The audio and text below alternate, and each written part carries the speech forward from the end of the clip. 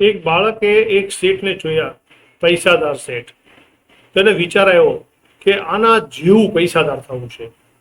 એટલે મહેનત કરવાની ચાલુ કરી, રાત ને દિવસ એ મહેનત કરતો ગયો. ધીમે ધીમે ધીમે ત્યાં અચાનક એને એક સંગીતકારને જોયો કે શું વાત છે, આ શેઠ કરતા તો સંગીતકાર યાર પૈસાવાળા છે. એટલે એને સંગીત શીખવાનું ચાલુ કર્યું.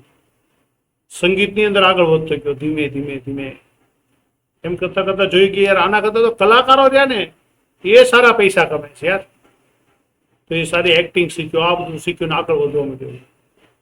એમ કરતા કરતા 40-45 વર્ષ વી ગયા અને ઉંમર 50 વર્ષથી થઈ ગઈ.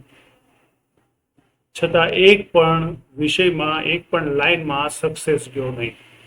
ત્યારે એને એક ગુરુ મળ્યા અને પૂછ્યું કે બાપુ કે આ શું થયું, કઈ સમજાણું નહીં. કે મેં ઘણી મહેનત કરી પણ છતાં નિષ્ફળ ગયો. રીતે તો પેલા સંત હતા, એમને કીધું કે બેટા આ દુનિયા છે ને લપસણી છે, અને આપણે બધા કંઈક સારું જોઈએ ને એટલે તરત લપટી જઈએ, અને તું દરેક વખતે સારું જોઈને લપટતો ગયો એટલે તને કોઈ પણમાં સફળતા મળી નહીં.